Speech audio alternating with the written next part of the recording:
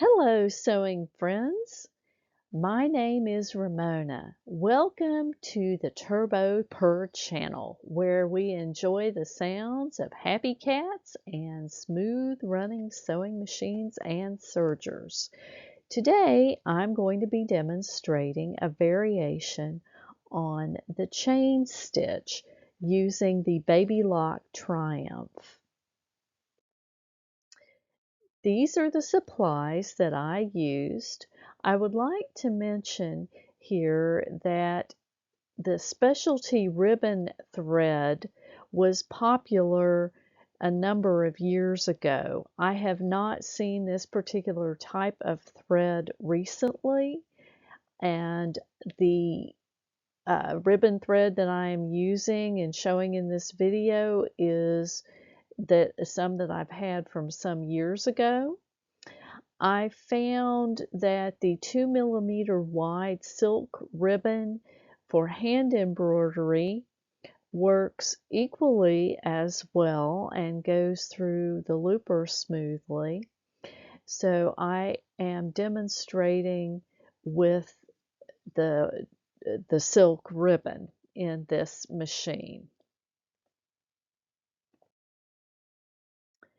Page 82 of the Baby Lock Triumph instruction manual is the chain looper for ribbon thread machine setup with instructions,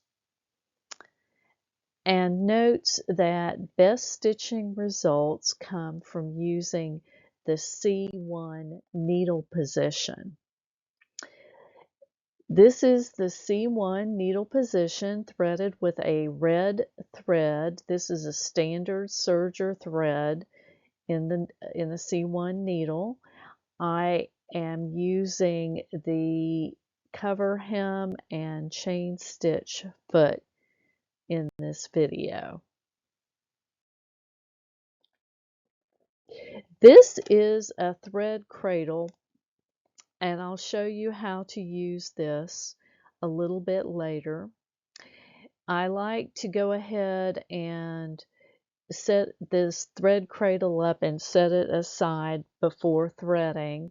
I take a standard, any color of regular serger thread off the cone, a long length, so it will go through the length of the machine's loopers, plus some extra. Folded it in half so there's a loop at one end and the other two ends are even. The even part will be put through the chain looper, and just using the puff of air sent through so that we can help the heavier thread or the ribbon go through the chain looper. A few things to mention about the ribbon thread path.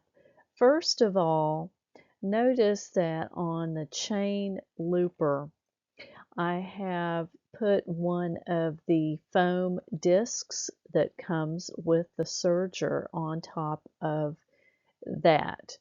The reason that I do that, use that foam pad, is that if I am using an unusual type of thread that is threaded on a spool, or if I'm using a slippery kind of thread in particular that's on a spool, that wide foam pad helps to keep the thread from getting tangled into around the thread spool or around the cone holder below. Sometimes I've taken off the cone holder when I'm using a specialty type of thread. You can wiggle off those cone holders and set them aside if you wish. And sometimes I just put the foam pad on top.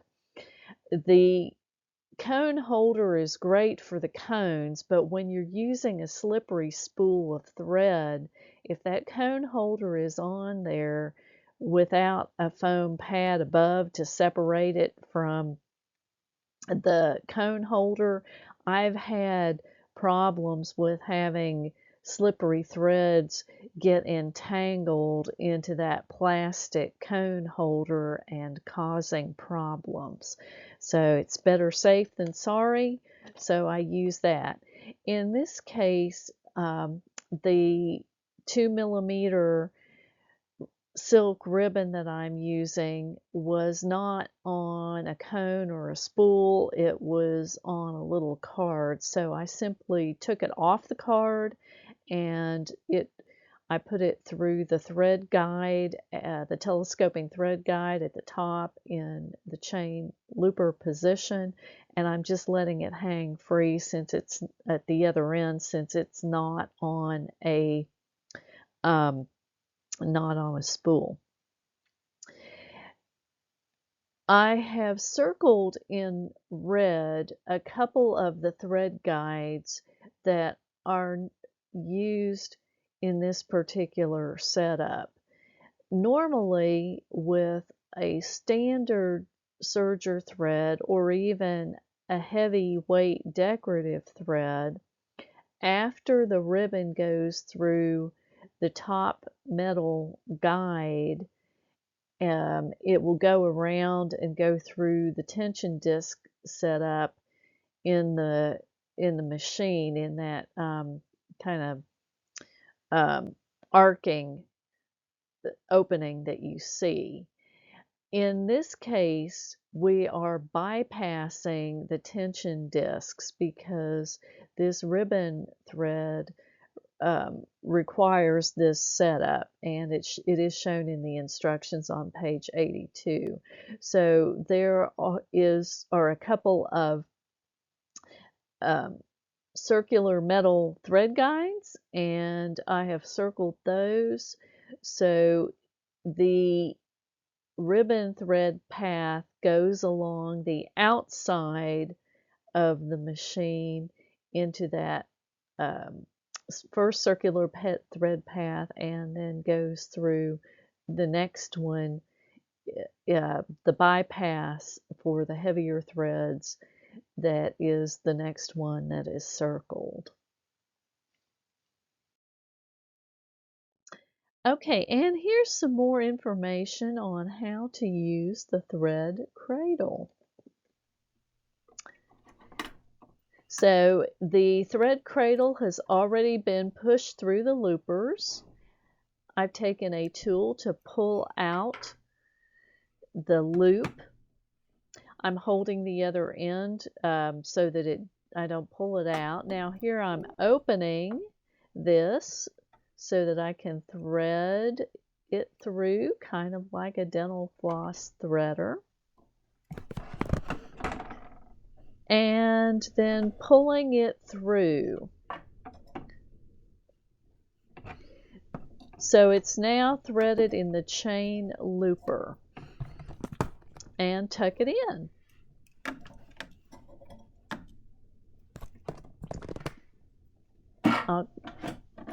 We close the door, put it in the serging position.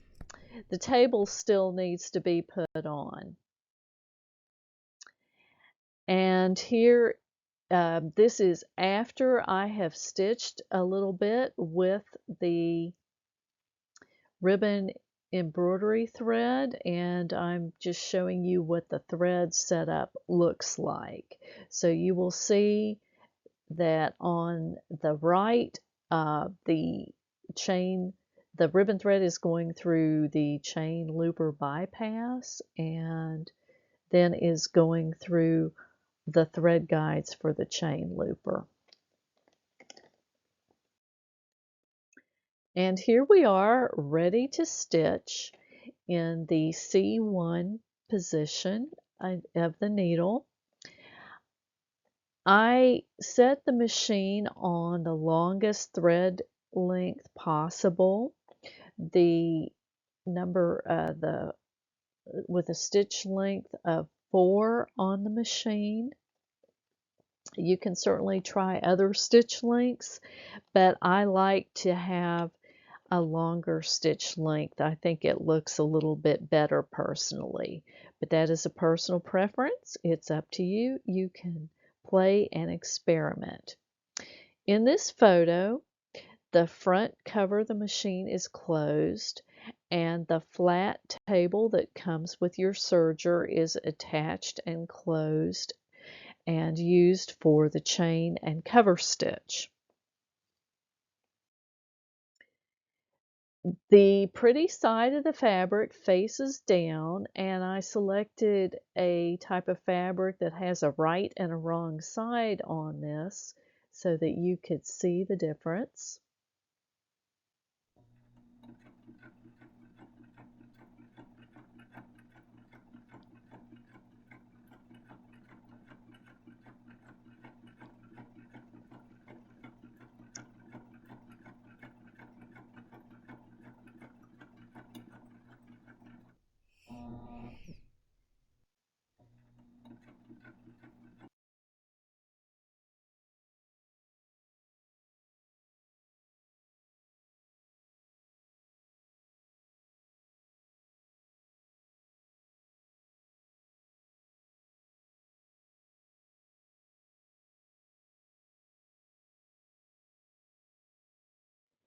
And when we take the fabric out of the machine, the serger chain is on the opposite side. Remember, we're using the chain needle for the decorative ribbon. So the decoration is going to be on the right side of the fabric when you have the fabric facing down on the machine. In this example of the stitching, the purple is the purple colored is ribbon embroider or the ribbon thread, pardon me, and the silver is also a ribbon thread. I've used other types of heavy decorative threads in this example. There are lots of choices, and so you can mix them and match them and do contrasting colors and types of threads in your serger. There's lots of options. And here is another photo showing the ribbon thread in purple, and the silver thread is also a ribbon thread along with other types of thread. I have stitched this on cork, and it went quite easily through the machine and gave very nice results. This was for a purse flap that I made recently.